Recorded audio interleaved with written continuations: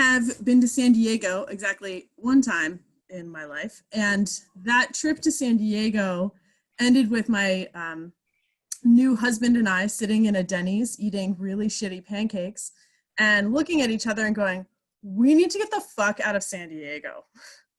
The night before we had gotten into town, we were traveling across country, and in our style of pre-kids and just winging it on trips, we decided to just kind of pick places to stay as we went because we didn't want to be tied to any location on a specific date in our trip. So we found this seaside motel in San Diego, and we happened to get there. I remember specifically it was the night that the Giants won the World Series.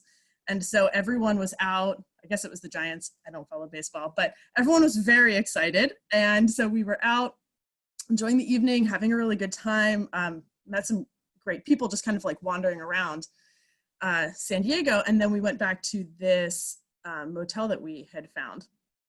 And, you know, I've had some other types of haunted feeling stories. I'm certainly one that believes in kind of spirits and something that's unexplainable. But there have only been one other time in my life where I felt the weight of this kind of presence that I couldn't explain to this extent. And that was when I was a kid. I was maybe 10 years old. And I remember trying to go to bed and laying and just getting these like invasive visions of death, thoughts of death, feelings of death, just absolutely scared out of my mind. To the point where I couldn't make it stop. And I've experienced panic attacks. It wasn't that or anxiety. It was this other kind of like invasive feeling and thought that I had no idea how to get out from under. It scared the living crap out of me. And I remember that night when I was 10 years old, going to my sister and saying, this is what I'm experiencing. I don't know how to explain it. And she remembers that night to this day because of my going to her and saying, I am freaking terrified. Can I sleep with you? And then sleeping with her that night because I couldn't get those thoughts of death out of my head.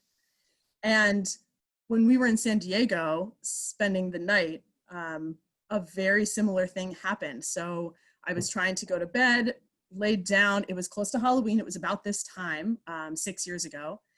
And every time I would close my eyes, I would have this vision of this white face, black eyes, black mouth. My heart is literally pounding just thinking about it.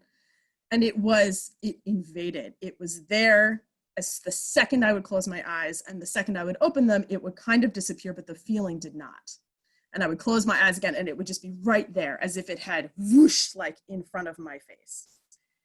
And I had the worst time sleeping. I had to hold my husband's hand all night. I think we switched spots in the room trying to find a space that I was able to be comfortable and actually go to sleep.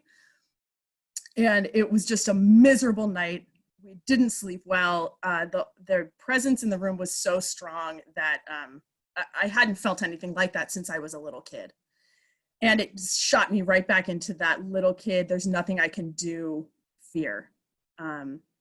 So we somehow make it through the night. You know, we pack up very hastily the next morning, and we're like, I'm clearly visibly upset. You know, he is understanding of that and trying to get us moving along. We check out of the motel. We're like, okay, well, we're going to go to our next location, but let's get breakfast first. So we find a Denny's for some reason, was the closest place that we could go get breakfast. He orders eggs over easy, and I order pancakes. And we're sitting there and we're eating our breakfast, and I'm explaining exactly what it was that I experienced the night before when we were trying to go to bed. And he looks at me, and I will never forget, he says, I didn't want to tell you this last night because I didn't want to scare you any more than you already were.